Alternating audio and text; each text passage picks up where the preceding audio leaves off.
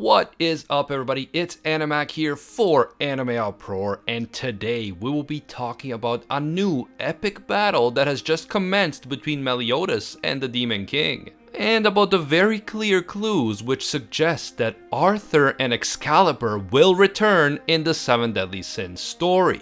Clues that are based directly on Arthurian legend. I can't wait to get into this. There is a lot to talk about, so let's do it. If you enjoy the 7 Deadly Sins content on this channel, you can leave a like to let me know. And if you're new to AnimeUproar, don't forget to subscribe and hit that notification bell. Also, in case you don't know, we are on Twitter and Instagram at AnimeUproar, so feel free to follow us for all the latest updates.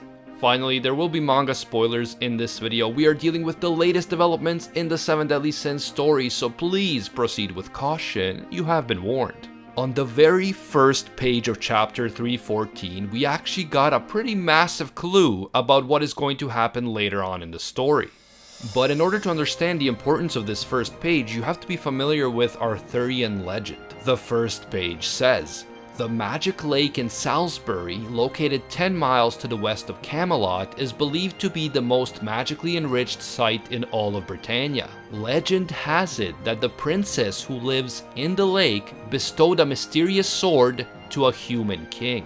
In some versions of the Arthurian legend, the Lady of the Lake is a woman who lives in a lake, and she was the one who gave Arthur the legendary sword Excalibur. The fact that we just saw a glimpse of Arthur in the previous chapter, and now we are being told of a princess who lives in a magical lake, the same woman who in Arthurian legend was the one who gave Excalibur to King Arthur. All of this is a clear indication that Arthur is coming back.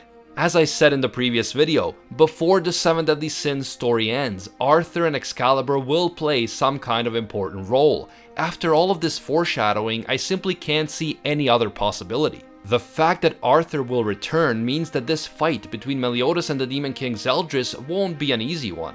I've seen many people commenting that Meliodas is now way too powerful and there is no way that the Demon King can ever hope to defeat him. We have to remember that Meliodas can't just up and kill the Demon King because the Demon King is using Zeldris' body as a vessel.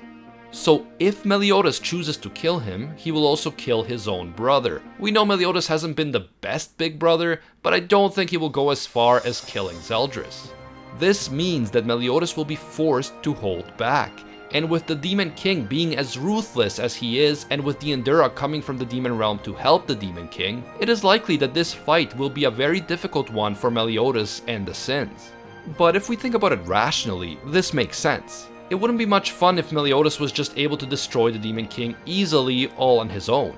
And the fact that we're seeing such heavy foreshadowing about Arthur and Excalibur indicates that Arthur probably will be needed in order to help defeat the Demon King, or maybe even some other threat down the line, such as the Supreme Deity. It just wouldn't make sense for us to have seen that vision from Hawk's mama about the new king being born and Arthur and Excalibur being shown to us, and it wouldn't make sense to give us this whole section about the Lady of the Lake if Arthur wasn't going to play an important role in the future. And since we know that in the past there was talk about a 7 Deadly Sins spin-off that would feature King Arthur as the next protagonist, Arthur somehow coming back to life would make this spin-off or sequel a real possibility.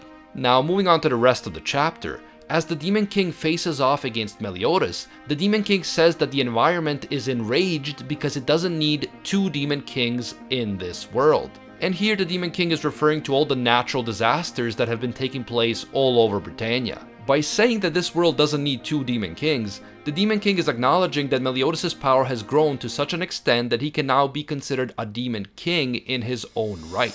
This is an important admission by the Demon King, because now it is clear that he is not about to underestimate Meliodas and his power as he has done in the past. But Meliodas says that the Demon King is wrong. The world doesn't need even one Demon King. And all of this needless death and suffering over thousands of years has been caused by the Demon King's worthless quarrel with the Supreme Deity.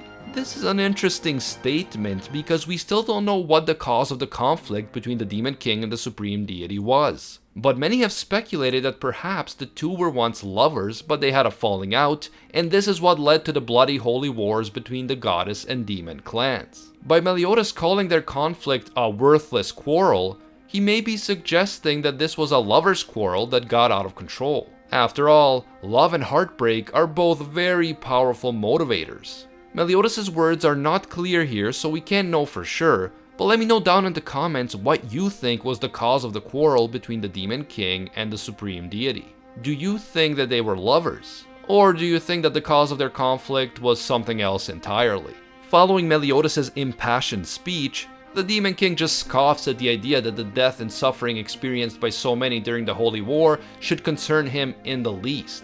He says that these lives are like a stone or a grain of sand by the road. These lives mean nothing to him. The Demon King is so much more powerful than these other creatures that he considers them to be lesser life forms and completely insignificant in the grand scheme of things, like insects or grains of sand. Meliodas states that he used to think this way too back when he was the leader of the 10 Commandments, but meeting Elizabeth changed him and he now understands the value of life. And he can now sympathize with the struggles and challenges that every living being has to face as they go about living their own lives. Thanks to Elizabeth and all of his friends, Meliodas has experienced love, compassion, friendship, and so many other emotions that every living being experiences. And he says that he will throw all of the feelings of everyone who suffered or lost their lives because of the Holy Wars right in the Demon King's face. With that, the epic battle between Demon King Zeldris and Meliodas finally begins. The two overpowered titans begin to exchange blows as the environment goes crazy all around them. In the final panel of the chapter, Meliodas appears to gain the upper hand as he lands a solid punch on the Demon King's face,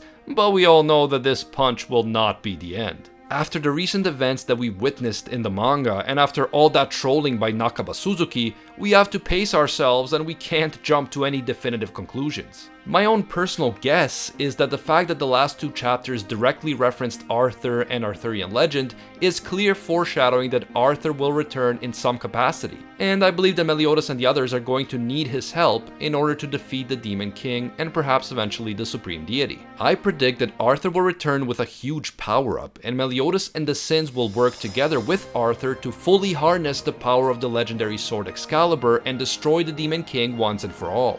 Then after that, we may get the announcement that an Arthur spin-off of the 7 Deadly Sins featuring Arthur as the main protagonist is on the way. I've said this before, but as long as Meliodas, Bon, and the rest of the Sins still make regular appearances in the potential Arthur spin-off, I would be totally fine with it. I just wouldn't want an Arthur spin-off where the characters that we love from the original series, like the Sins themselves, don't show up at all. But let's be real, I will read any potential spin-off or sequel regardless. I just don't want to say goodbye to Meliodas, Bon, Escanor, and all the others. They are such great characters that I've grown to love and respect. Let me know what you guys think about this whole Arthur thing. Do you agree with me that he will come back to life in some capacity, and that Excalibur is going to play a much bigger role than it has played so far? Also, how do you think that the battle between Meliodas and Demon King Zeldris will ultimately unfold? Will Meliodas get an easy KO?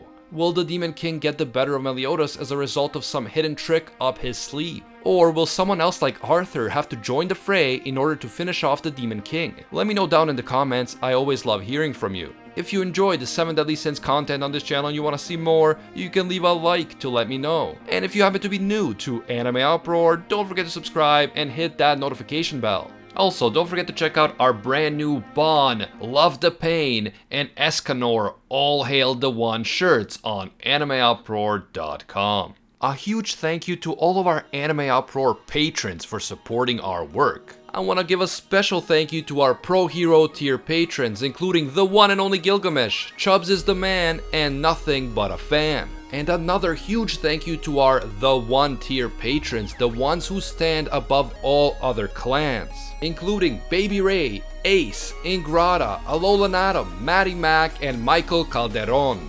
If you guys feel that our content provides value for you and you want to support more, be sure to check out our Patreon link in the description. Even donating a single $1 will give you access to our AnimeUproar patron exclusive Discord, and your name will appear in our videos along with these amazing people. As always, thank you guys so much for watching, I really appreciate it. And until next time, see ya, Space Cowboys.